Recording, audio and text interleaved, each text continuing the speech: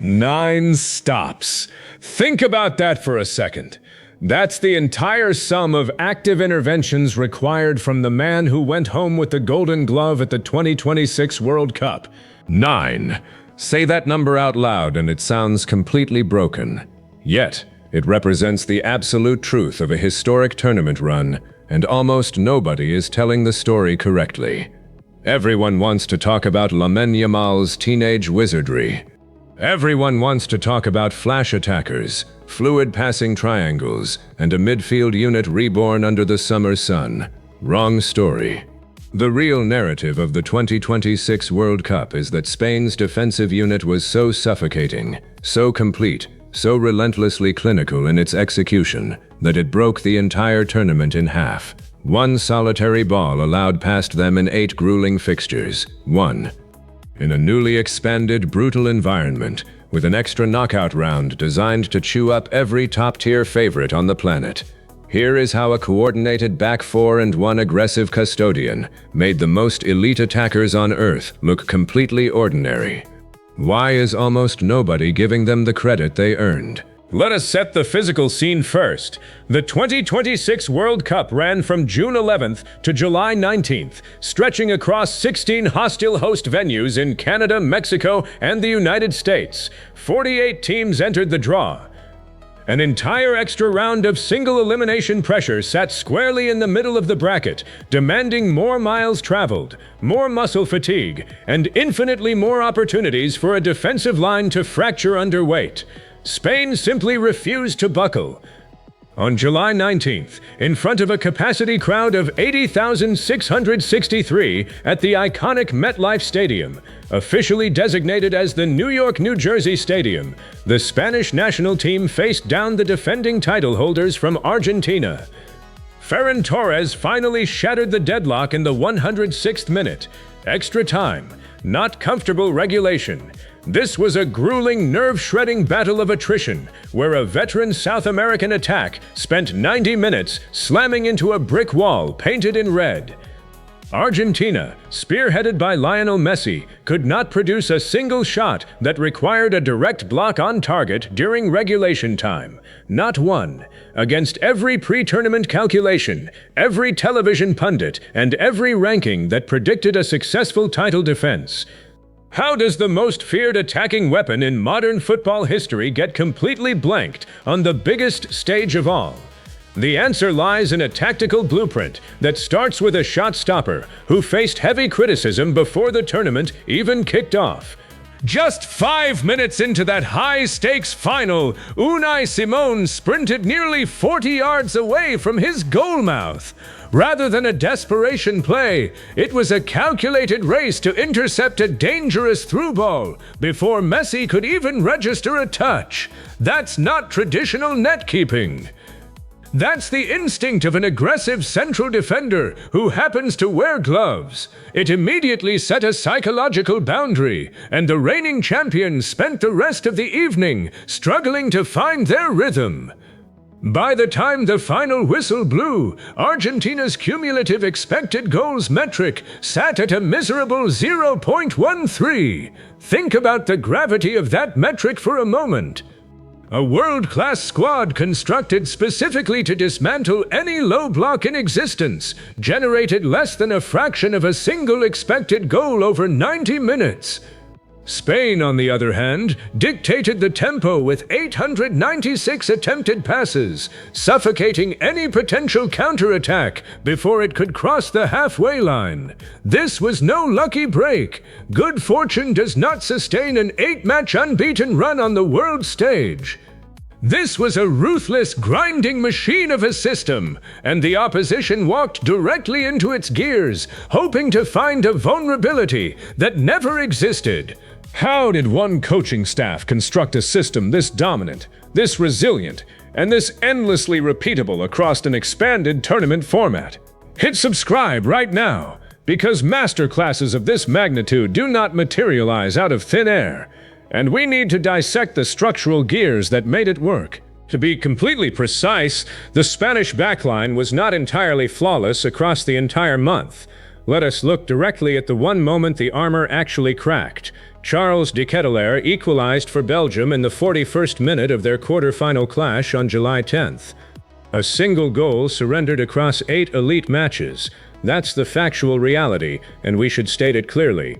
But look at what happened immediately after that minor setback. Spain did not panic. Instead, they found an unexpected savior in an unusual sequence of events.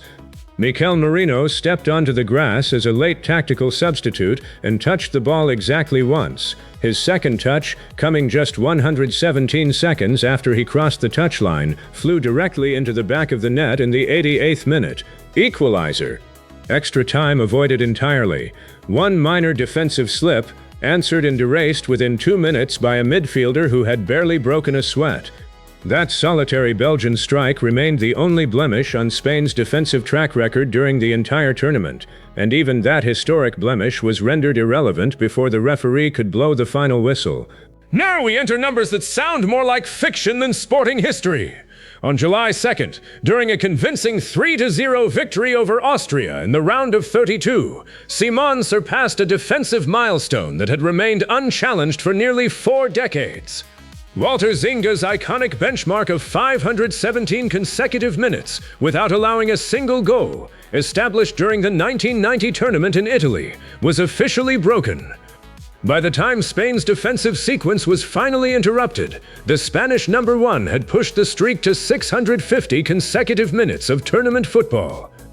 That's the equivalent of more than 7 full matches without a single ball crossing the goal line, spanning across 2 tournaments and 4 long years of international competition. Even Zenga himself, the celebrated figure who held that crown for 36 years, took to social media to pay his respects, noting that while milestones are destined to be surpassed, the memories created are eternal, and losing a crown to someone rewriting the history books is a privilege. That's pure class! An old titan acknowledging the rise of a new defensive empire.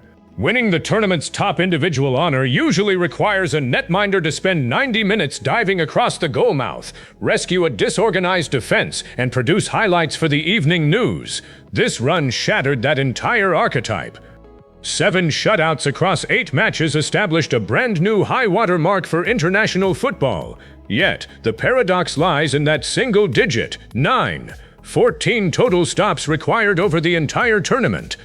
How does an individual claim the highest individual prize with such a quiet stat sheet?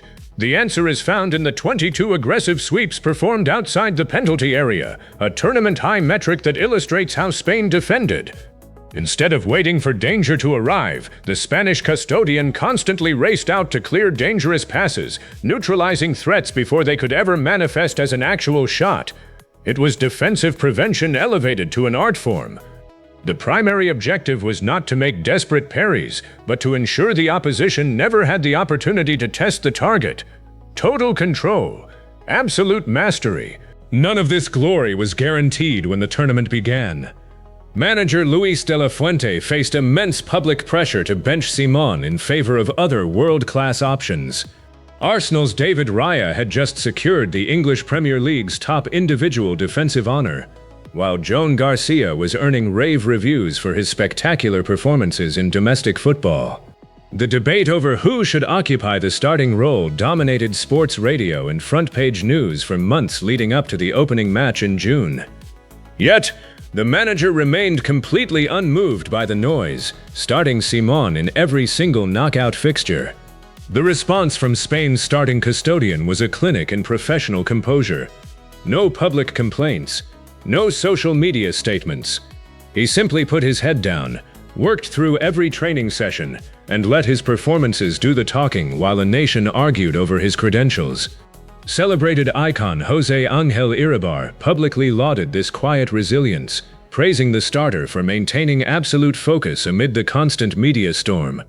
In the end, the debate was rendered completely irrelevant. The pitch provided all the answers the critics needed. Of course, a premier shot stopper is only as good as the protective shield operating directly in front of him. Spain's backline in the final, comprising Marc Cucurella, Aymeric Laporte, Pau Cubarsí, and Pedro Porro, formed an almost impenetrable barrier.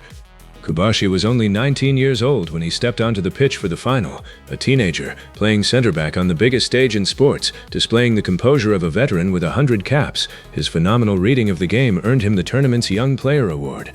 Beside him, Laporte provided the physical authority and precise passing out of the back, while Cucurella and Porro completely neutralized the opposition's wing play. This was a masterclass in modern defensive spacing. Cucurella acted like a defensive hunting dog, pressing high up the pitch to force turnovers, while Porro used his recovery speed to shut down any attempt to exploit the space behind the defensive line. Together, this quartet transformed the defensive phase from a desperate act of survival into a highly structured trap. They squeezed the space, cut off the passing lanes, and starved the world's best attackers of the ball. Keep in mind the unprecedented physical demands of this tournament. The expanded 48-team format introduced a brutal extra round of knockout football, adding intense wear and tear to players already exhausted from a long domestic season. Heavyweight teams across the bracket saw their defensive structures disintegrate as the tournament progressed, victims of heavy travel and lack of recovery time. Spain faced the exact same grueling calendar. They endured the same long flights, the same intense summer heat across 3 North American nations, and the same tight turnarounds between matches. Yet their defensive metrics actually improved as the tournament reached its climax. 6 successive clean sheets highlighted their march to the final, including a tactical 1-0 triumph over Portugal in the round of 16 on July 6th. While other squads fell apart under the physical strain, Spain's defensive unit seemed to grow tighter, more synchronized, and completely immune to fatigue. The historic triumph on July 19th elevated Spanish football into an entirely different stratosphere. With this victory, Spain became the first nation in the history of the sport to hold both the men's and women's World Cup titles simultaneously, uniting the global crowns. This is a level of dominance we have never seen before. Yet, the man at the center of the defensive wall remained characteristically humble in the face of history when the tournament is co-hosted across Spain, Portugal, and Morocco in 2030. He spoke realistically about the natural cycle of international football, acknowledging the young talent rising through the ranks. No dramatic announcements, no demands for a long farewell tour. Just a standard-bearer who rewrote the history books and then calmly stepped aside for the next generation. Where else do you see that level of selfless professionalism in modern sports? This defensive masterpiece represents a major shift in how modern football will be analyzed and played in the decades to come. For years, the global game has prioritized high-scoring chaos, flashy individual wingers, and multi-million-dollar attacking transfers. Spain's historic run proved that ultimate success still belongs to those who can control space, coordinate pressure, and deny the opposition even the opportunity to take a shot. Instead of retreating into a passive defensive shell, Spain ran an aggressive, proactive system that squeezed the life out of the opposition high up the pitch, proving that the best defense is one that prevents the opponent from ever entering the attacking third. As coaches around the world study the footage of this historic run, they will not be looking at spectacular saves in the top corner. They will be studying the positioning of a 19-year-old center back, the rapid recovery runs of the fullbacks, and the aggressive sweeps of a netminder who refused to stay on his line. This tournament crowned a champion and provided a blueprint for the future of defensive football. The standard has been set, the records have been rewritten, and the rest of the football world must now figure out how to crack the code.